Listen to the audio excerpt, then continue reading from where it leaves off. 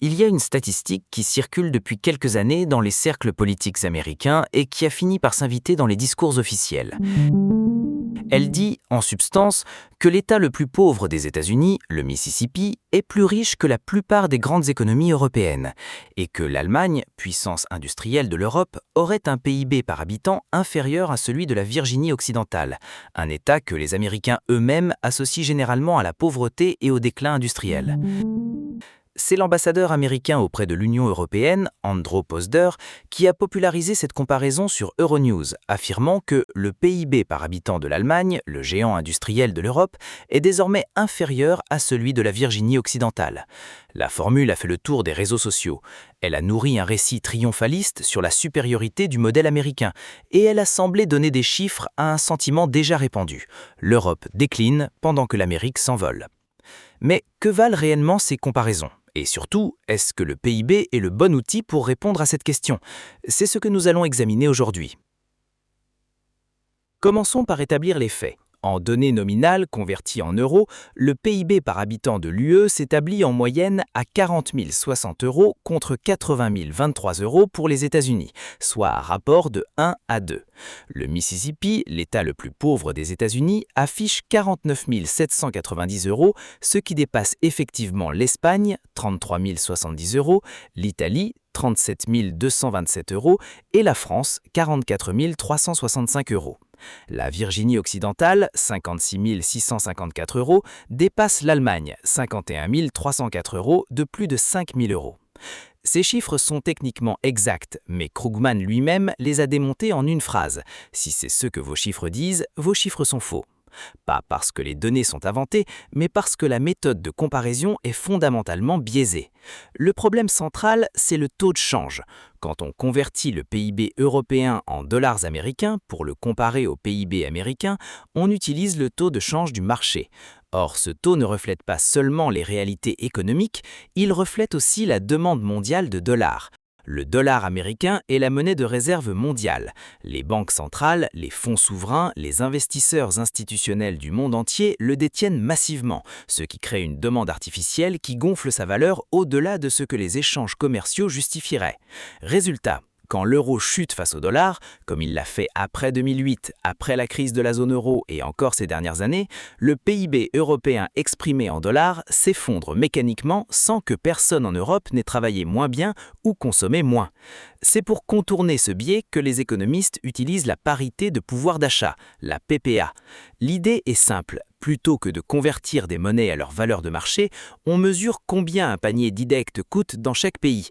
Si ce panier coûte 1 000 euros en France et 1 000 $ aux États-Unis, alors 1 euro vaut 1 dollar pour ce qui est du pouvoir d'achat réel, peu importe ce que dit le marché des changes.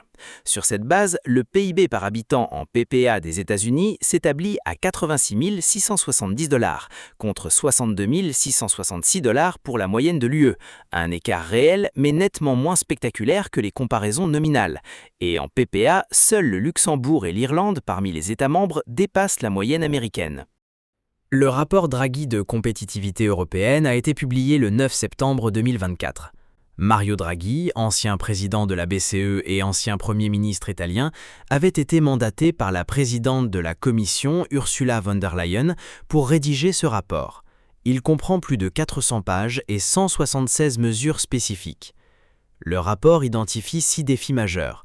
Le retard dans les technologies clés, notamment en raison d'un manque d'entreprises jeunes à croissance rapide dans les technologies numériques, la perte d'énergie bon marché, les défis de la défense, les pertes d'opportunités à l'export, le changement climatique et le vieillissement de la population. De plus, le rapport identifie un écart croissant entre l'UE et les États-Unis en matière de croissance de la productivité et des revenus et met en garde contre le risque existentiel posé par la stagnation de l'innovation. La lacune de productivité de l'UE est largement expliquée par le secteur technologique et le retard dans la course à l'intelligence artificielle. Krugman lui-même confirme, les mesures conventionnelles de croissance du PIB par habitant ont favorisé les États-Unis depuis 2000, mais le PIB européen relatif mesuré en PPA n'a pas décliné. Il appelle cela le paradoxe États-Unis-Europe. Sur le paradoxe, ce paradoxe s'explique parfaitement par la domination américaine dans des secteurs connaissant une croissance rapide de la productivité, ce qui entraîne une hausse du PIB américain relatif à prix constant, mais ne se traduit pas par une hausse à prix courant. C'est le point central du débat, et il est solidement étayé. Plusieurs analyses confirment que, hors secteur technologique, la croissance de productivité européenne a suivi celle des États-Unis pendant 20 ans. 3 secteurs, informatique, communication, technologie de l'information, expliquent plus des 2/3 de l'avantage américain. Mais même avec la PPA, le débat n'est pas clos, car il existe 2 façons d'appliquer cette méthode et elle donne des résultats très différents. La première méthode, dite à prix courant, recalcule chaque année le coût du panier de biens. C'est la mesure que préfère Krugman. Sur cette base, le PIB par habitant européen corrigé de la PPA a suivi le rythme américain depuis 30 ans, passant d'environ 60% du niveau américain en 2000 à 75% aujourd'hui. L'écart ne s'est pas creusé, il s'est réduit. C'est donc un paradoxe États-Unis-Europe. Donc la domination américaine dans des secteurs connaissant une croissance rapide de la productivité entraîne une hausse du PIB américain relatif à prix constant, mais cette hausse ne se retrouve pas dans les mesures à prix courant, parce que la concurrence dans ces secteurs fait chuter les prix. En d'autres termes plus simples, les États-Unis produisent 2 fois plus de logiciels qu'il y a 10 ans, mais comme les logiciels coûtent 2 fois moins cher, cela n'apparaît pas dans les mesures à prix courant. C'est réel en volume, invisible en valeur. Cependant, c'est précisément le problème, car si les États-Unis produisent massivement plus de biens technologiques à haute valeur, cela crée de la richesse réelle, des emplois bien payés, des profits, des revenus fiscaux, même si les prix baissent. Entre 1988 et 2023, la croissance cumulative de la productivité totale des facteurs dans le secteur des technologies d'information a dépassé 178% aux États-Unis, contre seulement 12% dans les secteurs non technologiques. En excluant les secteurs IT et IA, le reste de l'économie américaine aurait cru de 1,65% en 2025, sans différence notable avec l'UE, estimée à la 1,6%. L'écart de PIB entre l'UE et les États-Unis a doublé depuis 2002, passant d'environ 15% à 30%, et 70% de ce déficit provient d'une productivité plus faible. 4 seulement des 50 premières entreprises technologiques mondiales sont européennes. La part de l'Europe dans les revenus technologiques mondiaux a régressé de 22% à 18% en 10 ans. L'Europe n'a créé une seule entreprise valorisée à plus de 100 milliards d'euros en 50 ans. Les États-Unis, eux, en comptent 6 valorisés à plus de 1000 milliards de dollars. En 2026, 43% des travailleurs américains utilisent l'IA dans leur travail, contre 32% en Europe. En 2025, 7% des entreprises américaines utilisent l'IA pour la production, contre 4% des entreprises européennes. Les économies de temps liées à l'IA s'élèvent à 2,3% des heures aux États-Unis, contre 1,4% en Europe. De 1995 à 2025, la productivité aux États-Unis a progressé de près de 90%, contre seulement 30% dans la zone euro. Et 3 secteurs seulement, informatique, communication, technologie d'information, expliquent plus des 2/3 de l'avantage américain. Ce n'est pas une Europe qui travaillerait moins bien ou dont les travailleurs seraient moins efficaces. C'est un écart sectoriel, concentré, spécifique. Tout cela pose une question d'une acuité particulière en 2026. Que va faire l'intelligence artificielle à cet écart? Va-t-elle le combler ou l'aggraver? Les États-Unis dominent largement le marché mondial de l'IA, avec environ 70% du pouvoir économique et technologique, grâce à des entreprises comme OpenAI, Google, Microsoft et Nvidia, qui contrôlent les puces, le cloud et les modèles les plus avancés. La Chine représente environ 15 à 25% du marché et constitue le principal rival stratégique des USA, avec une forte progression dans l'IA industrielle et les modèles à bas coût développés par Alibaba, Tencent ou Baidu. L'Union européenne reste loin derrière, avec moins de 10% du marché. Elle possède de bons chercheurs et quelques acteurs comme Mistral AI, mais dépend encore fortement des infrastructures américaines.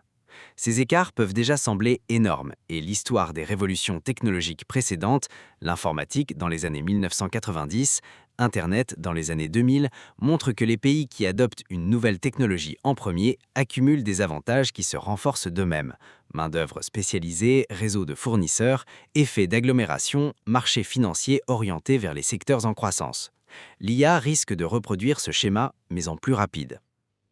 Le rapport Draghi a sonné l'alarme sur le nerf de la guerre, l'investissement. L'écart d'innovation entre l'UE et les États-Unis est en partie causé par le manque d'investissement européen dans la recherche et le développement. Le budget de l'instrument Pathfinder du Conseil européen de l'innovation pour 2024 s'élève seulement à 256 millions d'euros, soit 15 fois moins que le budget de la DARPA américaine. 15 fois moins, pour un continent qui représente 450 millions de personnes et la troisième économie mondiale. Il y a cependant une note d'espoir dans cette analyse. Certains analystes font valoir que l'Europe, précisément parce qu'elle n'a pas d'industrie technologique établie à protéger, pourrait adopter l'IA plus facilement que les États-Unis, sans avoir à démanteler un complexe emploi technologique qui commence à se fissurer. C'est une thèse séduisante, mais elle suppose une volonté politique et une capacité d'investissement que l'Europe n'a pas encore démontrée à l'échelle requise. Mais revenons à la question centrale, parce qu'il y a quelque chose d'étrange dans ce débat. On compare des PIB comme si c'était la seule mesure qui compte, comme si la question « qui est le plus riche » épuisait les questions « qui vit mieux ». Commençons par la santé. Les États-Unis dépensaient en 2024 environ 14 900 $ par personne en soins de santé, soit 17,6% du PIB. Aucun autre pays à haut revenu n'en approche. L'UE, elle, consacre environ 10% de son PIB à la santé, avec des dépenses par habitant nettement inférieures même dans ses systèmes les plus coûteux, Allemagne, France, Pays-Bas. Les États-Unis dépensent donc presque 2 fois plus par habitant. Pour quel résultat ? L'espérance de vie américaine s'établit à 78,4 ans, bien en dessous de la moyenne OCDE de 81 ans, et inférieure à celle de la plupart des pays d'Europe occidentale. La différence n'est pas clinique, elle est structurelle. Le système américain rationne l'accès par le prix, les systèmes européens le font quand ils le font par les délais d'attente. Ce sont deux formes d'inégalité, mais une n'est pas visible dans les statistiques officielles. Parlons justement des inégalités. Gini, la mesure standard des inégalités de revenus, s'établissait à 29,4 pour l'UE. Aux États-Unis, il atteint 41,1, un niveau nettement plus élevé et en légère hausse depuis 20 ans. En d'autres termes, même si le PIB moyen américain est plus élevé, cette richesse est distribuée de façon bien plus inégale. L'effet redistributif des impôts et des transferts sociaux réduit les inégalités de plus de 35% dans l'UE contre seulement 23% aux États-Unis. Et puis, il y a ce que les économistes appellent le temps et que les statistiques ignorent presque entièrement. Les Européens travaillent en moyenne moins d'heures que les Américains. Cela pèse sur le PIB. Mais est-ce un signe de déclin ou un signe d'un choix délibéré ? Krugman formule la question ainsi. Les Européens ont choisi de prendre leurs gains de productivité sous forme de loisirs, de vacances en août et de semaines plus courtes, plutôt que de revenus supplémentaires. Ce choix n'apparaît nulle part dans les comparaisons de PIB. Il est pourtant au cœur de ce que signifie vivre bien. Alors, l'Europe est-elle vraiment en déclin ? La réponse est probablement oui, mais pas pour les raisons simplistes qu'on entend souvent sur les réseaux sociaux. Le problème européen n'est pas que les Européens seraient soudainement devenus paresseux ou incapables. Le problème, c'est que le centre de gravité de la richesse mondiale est en train de se déplacer et que l'Europe perd progressivement les secteurs qui créent désormais la puissance économique moderne. Pendant presque 2 siècles, l'Europe dominait le monde grâce à l'industrie. L'acier allemand, les machines italiennes, l'automobile française, la finance britannique. Mais l'économie du XXIe siècle n'est plus organisée autour des vieilles industries. Elle est organisée autour des données, des semi-conducteurs, des plateformes numériques, de l'intelligence artificielle et des technologies stratégiques. Et dans cette nouvelle économie, l'Europe accumule les retards. Un symptôme d'un continent qui consomme encore énormément, mais qui produit de moins en moins les technologies qui structurent le futur. Pendant ce temps, l'Asie accélère. La Chine domine déjà une partie des batteries, des panneaux solaires, des terres rares et de plus en plus de véhicules électriques. L'Inde devient une puissance numérique majeure. Le Vietnam, l'Indonésie ou encore la Corée du Sud attirent une partie croissante de la production mondiale. Là où l'Europe se désindustrialise, l'Asie continue d'industrialiser. L'Europe, elle, risque de devenir dépendante technologiquement, comme elle l'est déjà devenue énergétiquement. Ajoutez à cela le vieillissement démographique, le coût croissant des retraites, la baisse du nombre d'actifs et l'explosion des dépenses sociales, et vous obtenez un continent qui pourrait entrer dans une longue phase de ralentissement historique. La baisse du nombre d'actifs et l'Europe reste l'une des régions les plus développées et les plus confortables du monde. Mais aujourd'hui, la vraie question n'est peut-être plus « l'Europe est-elle riche ?» La vraie question est « est-ce qu'elle produit encore la richesse du futur ou est-ce qu'elle vit progressivement sur les acquis du passé ?»